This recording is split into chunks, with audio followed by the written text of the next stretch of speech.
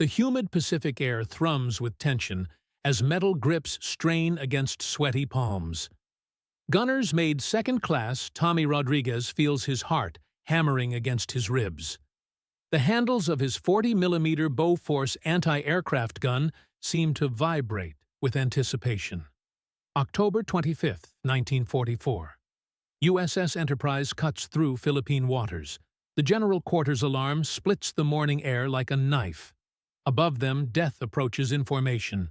Japanese Yokosuka D-4Y dive bombers scream downward through empty sky. This marks the first organized kamikaze attack in naval warfare history. The task force spreads across miles of ocean below. Rodriguez calls out to his crew as aircraft engines shriek overhead. The diving planes push past 400 miles per hour. Their motors wail like tortured spirits plummeting toward American ships. His gun swings frantically as Rodriguez tracks the lead bomber. The target darts and weaves too quickly, too unpredictably.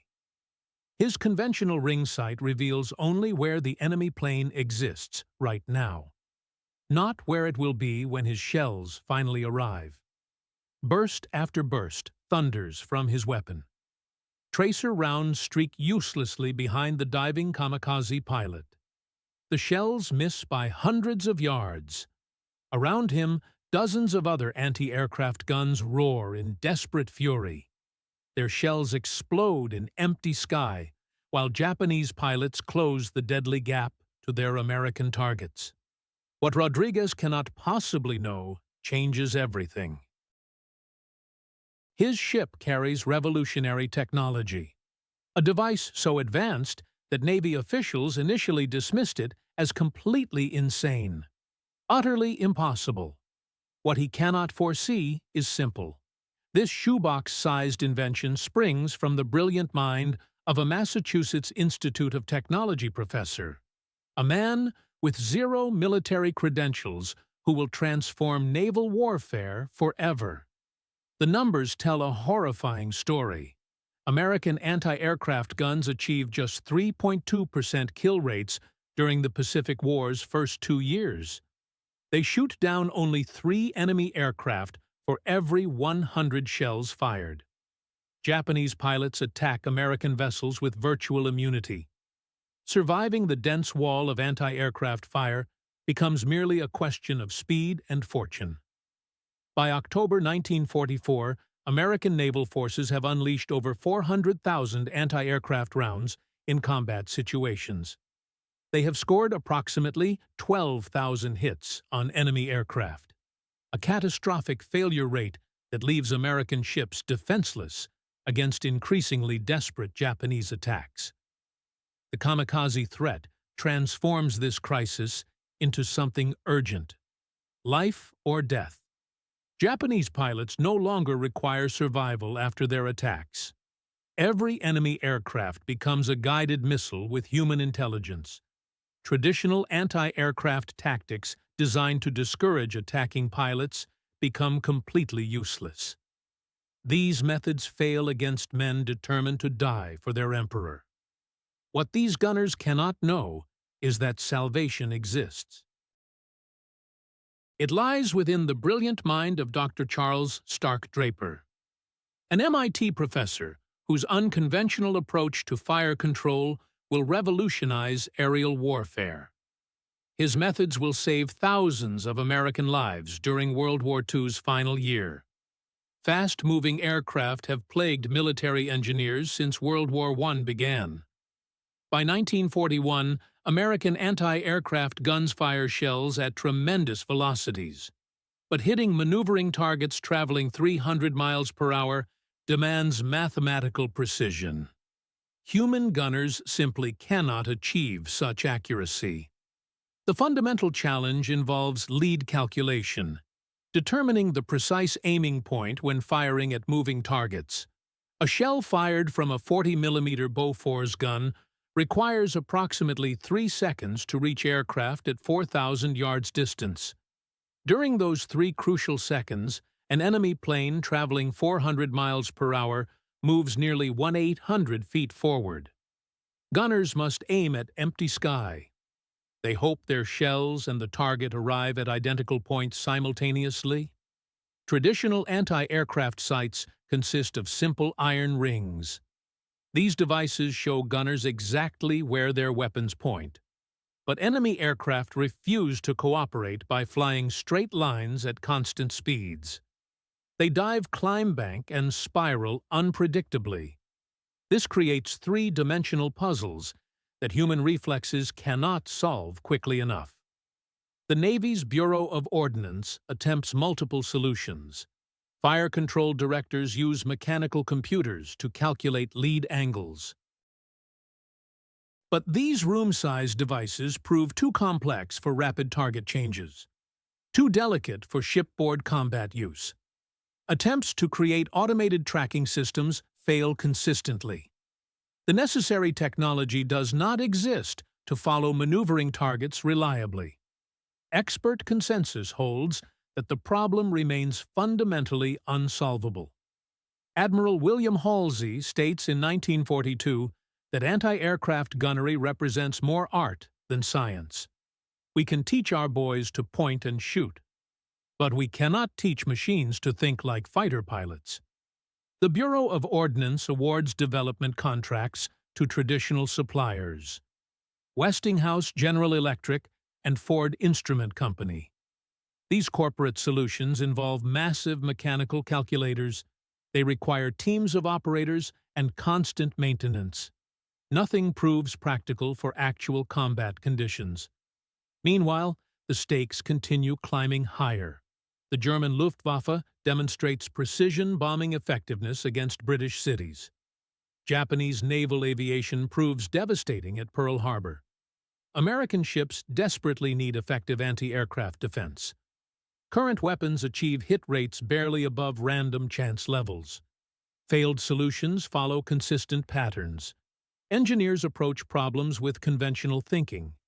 They create complex mechanical devices that attempt replacing human judgment with mechanical calculation. These systems function in laboratory conditions. They fail in combat where targets maneuver unpredictably. Split-second timing determines survival or death. By spring 1941, the situation becomes desperate. German U-boats sink Allied merchant ships faster than replacement. Japanese naval forces threaten American positions throughout the Pacific Ocean. American warships carry anti-aircraft guns that barely hit their targets. This leaves them vulnerable to devastating air attacks. The Bureau of Ordnance Fire Control Section faces mounting pressure. Lieutenant Commander Marion Murphy leads efforts to solve the anti-aircraft problem. Traditional approaches have exhausted their potential. Time runs out rapidly. America will soon enter warfare where air power dominates naval operations. American ships lack effective air defense systems. The Navy's top brass refuse, admitting the crisis magnitude. Senior officers insist that better training and additional guns will solve everything. They ignore mathematical reality. Human reflexes cannot calculate three-dimensional intercepts fast enough for modern aerial combat. This institutional blindness creates deadly feedback loops. Failed solutions receive more funding and development time.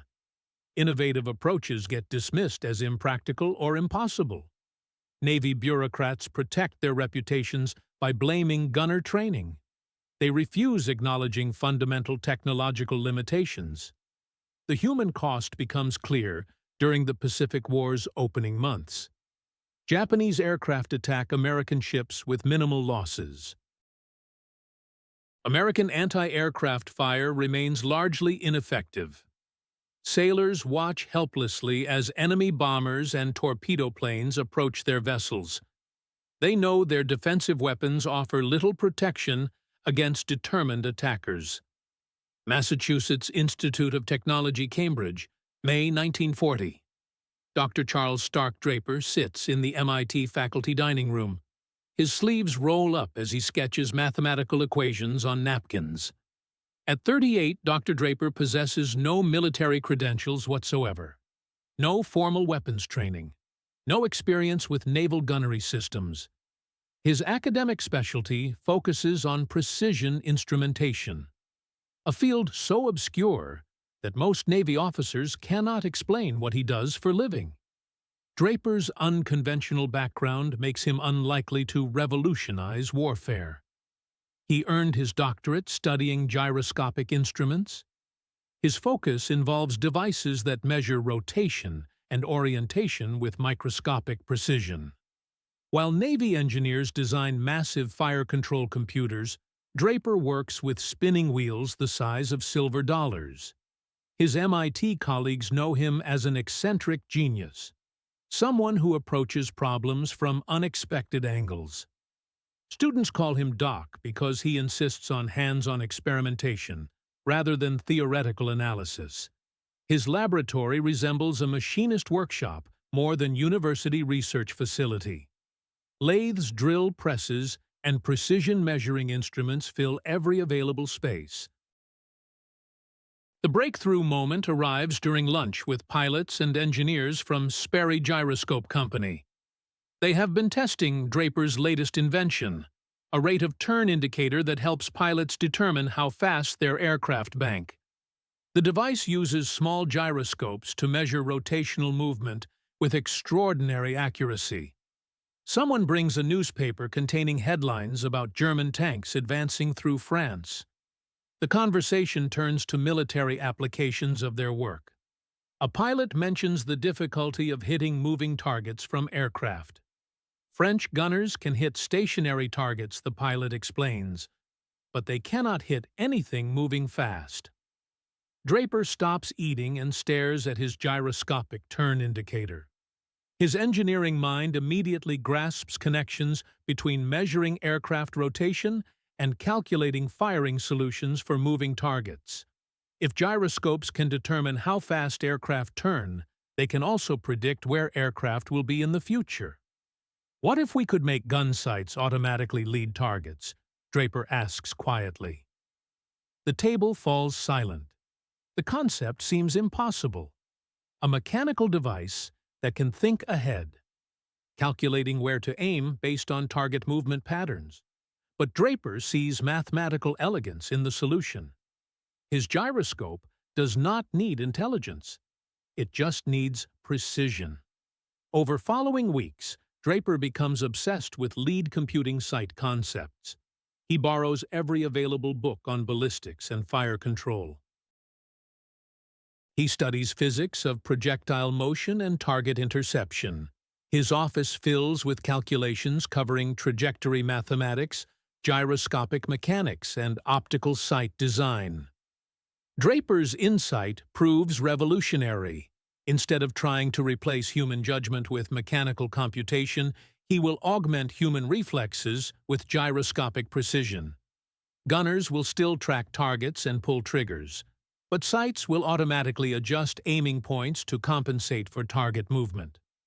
By September 1940, he has worked out theoretical basis for his lead computing sight. The device will use small gyroscopes to measure how fast gunners track moving targets. Then, automatically offset sight aiming points to provide correct lead angles. An idea so simple that trained engineers have overlooked it. So revolutionary that it will transform aerial warfare forever. MIT Instrumentation Laboratory, September 1940, 2200 hours. Dr. Draper works alone in his basement laboratory. Machine tools and precision instruments surround him completely. On his workbench sits a crude prototype resembling a science project more than military weapon. A rectangular metal box the size of a shoebox, connected to a .22 caliber rifle by cables and mounting brackets. The shoebox contains Draper's revolutionary invention, a gyroscope the size of a silver dollar spinning at 24,000 revolutions per minute. Coupled to an optical system that projects illuminated reticles onto angled glass pieces. As gunners track moving targets, the gyroscope measures movement rates. It automatically adjusts aiming points to compensate for target future positions. Draper has spent 6 months perfecting the device, working evenings and weekends while maintaining regular teaching schedules. The project remains completely unofficial. MIT has no contracts for weapons development.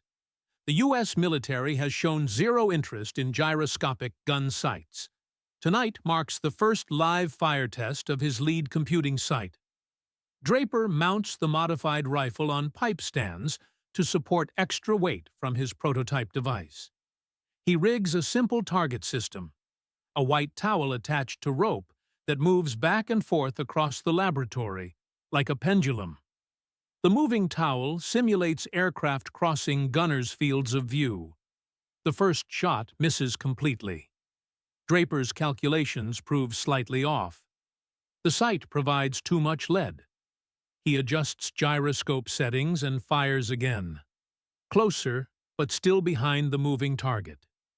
For 3 hours, Draper fires single shots at his improvised target, making minute adjustments to sight mechanics after each miss. Gradually, the system improves. By midnight, he hits the moving towel consistently, something nearly impossible with conventional iron sights. The breakthrough comes with his final shot of the evening. The towel swings across his field of view at slight angles, simulating aircraft in banking turns. Draper tracks the target smoothly, letting his gyroscopic sight automatically calculate lead angles. He squeezes the trigger. The bullet tears through the center of the moving towel. Draper stares at results in amazement. His crude prototype has just accomplished something military experts consider impossible: automatically calculating correct firing solutions for maneuvering targets. The implications stagger the imagination. The next morning, Draper approaches his contacts at Sperry Gyroscope Company with test results. Company engineers examine his prototype with deep skepticism. They note its crude construction and unconventional design.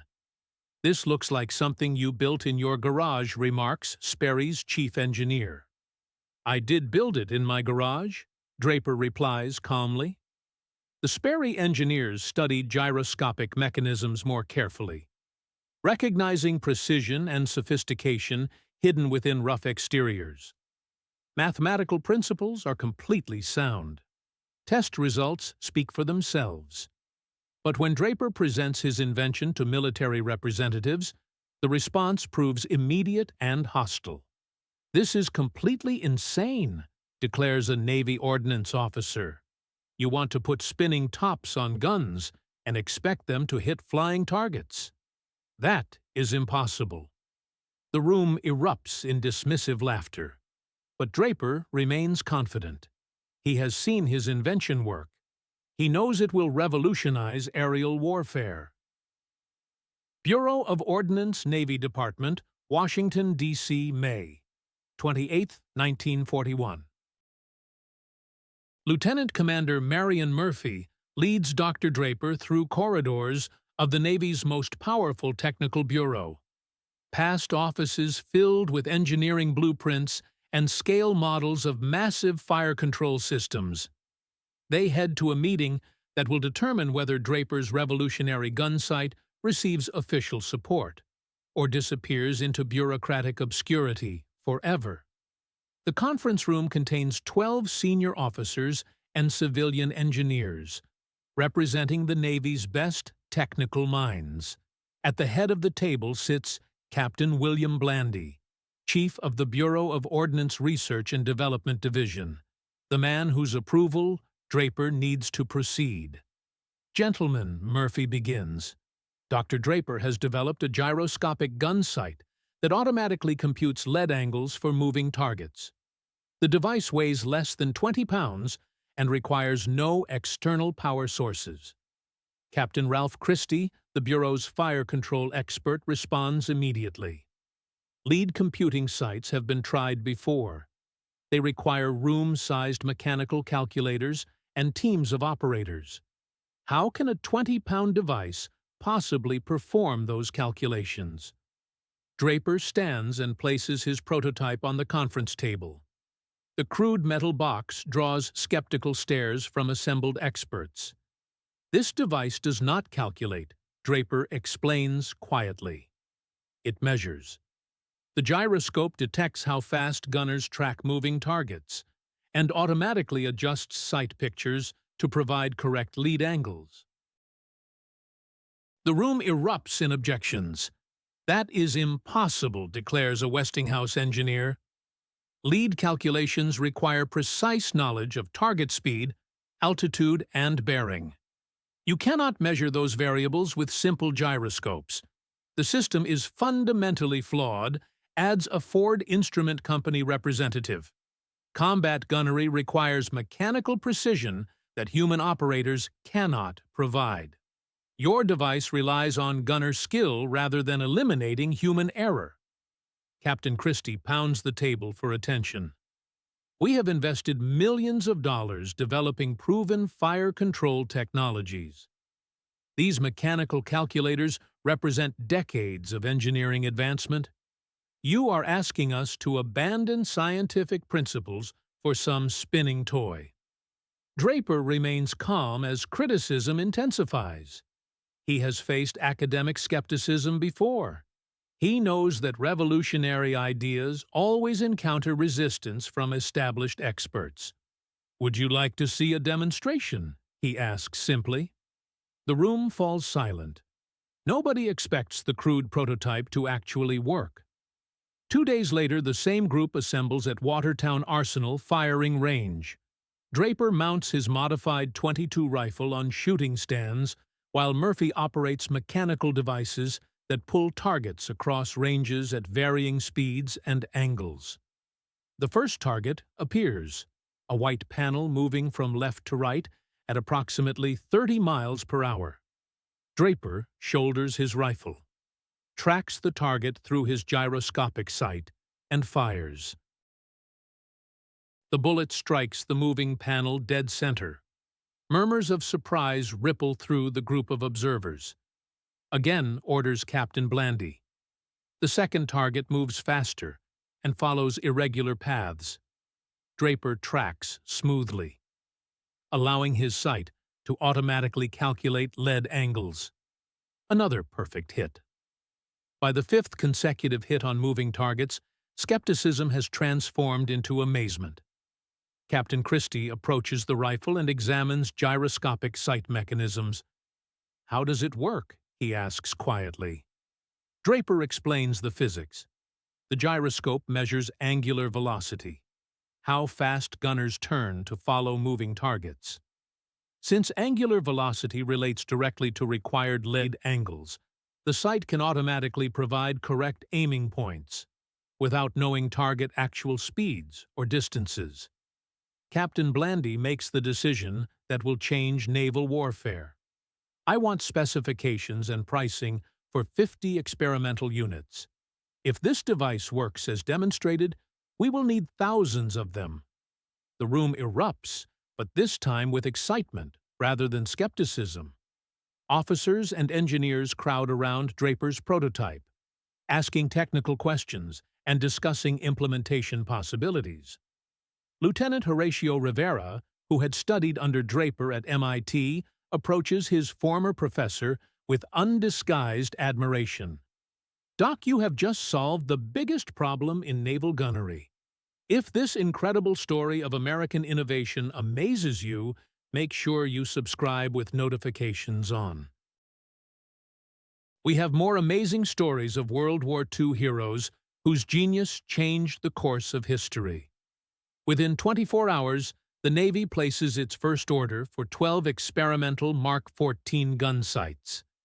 The impossible device that experts had dismissed as insane will soon equip every major warship in the American fleet. Dahlgren Proving Ground, Dahlgren, Virginia, January 15, 1943. Commander Arthur MacDonald oversees the most comprehensive weapons test in naval history. Technicians mount the first production Mark 14 gun sights on 40mm Bofors anti-aircraft guns. Statistical results will determine whether Draper's invention becomes standard equipment for the entire U.S. Navy. The testing protocol proves brutal in its precision. Target drones fly predetermined courses at various speeds, altitudes, and approach angles. Gun crews fire measured bursts. Electronic counters record every shot fired and every hit achieved, creating exact mathematical measures of sight effectiveness. With conventional iron sights, rounds fired 12,047. Targets hit 412. Success rate 3.2%. Testing with Mark 14 gyroscopic sights. Rounds fired 11,023. Targets hit 1,527. Success rate 10.1%. The improvement proves dramatic, more than triple the kill rate of conventional sights. But the most remarkable results come from tracking individual gun crews over multiple practice sessions. Gunners using Mark 14 sights improve rapidly. Automatic lead calculation allows them to focus on smooth target tracking rather than mental mathematics. Gunner's mate, First Class Joseph Romano, provides typical feedback. With the old sights, I was always guessing where to aim. Half the time I would overshoot. Half the time I would undershoot.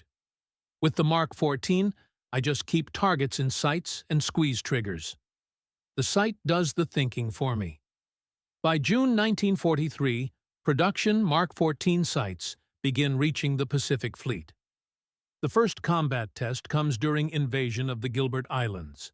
November 20th, 1943. USS Lexington, 50 miles northeast of Tarawa Atoll. Aviation Ordnance Man Second Class Mike Sullivan crouches behind his 40mm Bofors gun. The carrier's radar picks up incoming Japanese aircraft. Betty bombers approach at 15,000 feet before beginning attack dives, accelerating past 350 miles per hour as they target the American task force. Bogies inbound bearing 270 shouts the gun director operator. Sullivan swings his weapon toward approaching aircraft, peering through his Mark 14 gyroscopic sight.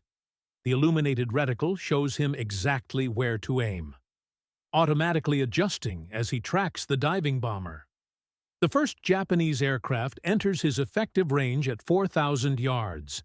Sullivan opens fire, sending streams of 40mm shells toward enemy planes. His tracers streak ahead of targets, exactly where the Mark 14 sight predicts aircraft will be. The bomber explodes in mid-air, sending flaming debris into the ocean below. "Got him," Sullivan yells, already swinging toward the second attacker. Within 15 minutes, the American task force shoots down 11 Japanese aircraft, while suffering only minor damage to one destroyer. The kill ratio represents complete reversal of previous engagements, where Japanese pilots routinely penetrated American air defenses. But the most dramatic proof of Mark 14 effectiveness comes during kamikaze attacks on the Philippines.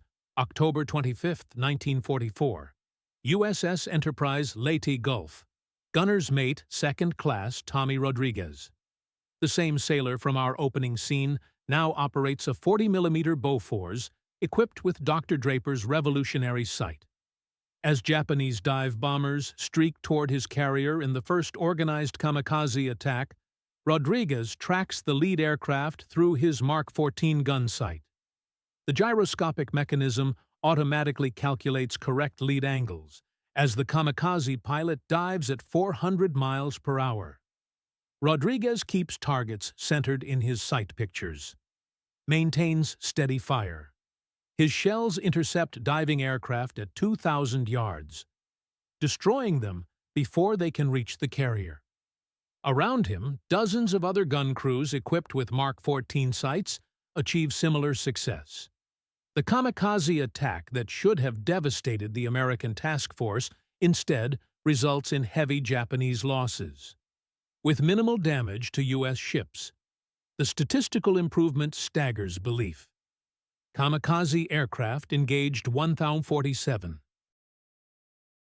Shot down by ships with Mark 14, sights 1,452. success rate 78.6%. Enemy reactions reveal the magnitude of transformation. Intercepted Japanese communications show growing alarm about American anti-aircraft effectiveness. Commander Yoshio Shiga of the 343rd Naval Air Group reports to his superiors, "American defensive fire has become devastatingly accurate. Our pilots report that enemy tracers now intercept our aircraft with mechanical precision. Previous tactics of high-speed approaches no longer provide adequate protection." Lieutenant Saburo Sakai, Japan's leading ace, observes, "Something has changed in American gunnery. Their shells now arrive exactly where our aircraft will be, not where they are. It is as if their gunners can see into the future." The most telling assessment comes from Admiral Takejiro Onishi, commander of Japanese naval aviation. "American ships have become nearly impossible to attack. Their anti-aircraft fire achieves hit rates that approach theoretical maximums. We must assume that every approach to enemy vessels will result in our aircraft destruction. The human impact extends beyond statistics." American sailors, who had watched helplessly as enemy aircraft approached their ships, now possess effective defensive weapons. Seaman First Class Robert Hayes of USS Franklin writes to his family, "We do not feel helpless anymore when the Japanese come calling. Our guns work now. Really work. When we shoot at them, they go down. It is like having guardian angels watching over every ship in the fleet." This story gets even more incredible. Hit that subscribe button and ring the notification bell so you do not miss how this MIT professor's invention saved thousands of American lives and helped win the war. By war's end, the Mark 14 gun sight has equipped over 85,000 American and British guns. The device that experts called impossible and insane has achieved kill rates that exceed even the most optimistic pre-war predictions, transforming naval anti-aircraft warfare from desperate hope into mathematical certainty. August 15, 1945, USS Missouri, Tokyo Bay. As General MacArthur accepts Japan's surrender aboard the battleship Missouri, every major U.S. Navy vessel in the harbor carries multiple Mark 14 gyroscopic gun sights. The impossible invention that naval experts had dismissed 4 years earlier has become standard equipment on American warships worldwide. Final statistics reveal the magnitude of Dr. Draper's contribution to Allied victory. Total Mark 14 gun sights produced 85,000 units. Enemy aircraft destroyed 23,147. American lives saved estimated 50,000. Post-war analysis shows that ships equipped with Mark 14 sights achieved anti-aircraft kill rates 15 times higher than vessels using conventional gunnery. The mathematical precision staggers comprehension. A simple gyroscopic device transformed naval air defense from ineffective desperation into lethal certainty. The most powerful testimony comes from the men who lived through the transformation. Lieutenant Commander Frank Smith of USS Hornet writes in his final patrol report, "The Mark 14 sight gave us confidence we never had before. We knew that when Japanese aircraft approached our ships, we could stop them. That psychological change was as important as the technical improvement." Gunner's Mate First Class Joseph Romano provides the most moving tribute. Dr. Draper never set foot on a warship, never fired a shot in anger, never wore a uniform. But because of his invention, thousands of American sailors came home alive. We owe him everything. But Dr. Draper himself remains characteristically humble about his achievement. When reporters approach him after the war for interviews about his revolutionary gun sight, he consistently deflects credit to Navy personnel who implemented his device. "I just solved a mathematics problem," Draper insists. The real heroes are the young men who use those sights to defend their ships and their shipmates. Draper refuses all offers for commercial endorsements, celebrity appearances, and Hollywood movie deals. He returns to his MIT laboratory, focusing on new challenges in precision instrumentation. His wartime fame becomes an embarrassment that he actively avoids. The Mark XIV's influence extends far beyond World War II. The gyroscopic principles that Draper pioneered for anti-aircraft gunnery become the foundation for modern inertial navigation systems. His post-war work on missile guidance leads directly to the Apollo program's navigation computers. Today, every American submarine carries Trident ballistic missiles guided by systems descended from Draper's wartime innovations. The Stark-Draper Laboratory continues as the sole supplier of navigation systems for U.S. Navy strategic weapons, a direct lineage to that crude shoebox prototype tested in an MIT basement. Modern fighter aircraft use head-up displays that project targeting information onto pilot windscreens, the same principle Draper used for his gyroscopic gun sight. Contemporary anti-aircraft systems still employ gyroscopic stabilization for precise target tracking. The moral lesson transcends military technology. Dr. Draper succeeded where established experts failed because he approached an old problem with fresh perspective. His unconventional background became an advantage, allowing him to see solutions that trained weapons engineers missed. As one MIT colleague observed, Doc did not know that automatic lead calculation was impossible, so he went ahead and invented it anyway. The man who revolutionized aerial warfare asked for no recognition, claimed no glory, sought no profit. His legacy lives in every precision weapon system, every navigation computer, every American serviceman who came home alive because one MIT professor refused to accept that hitting moving targets was impossible.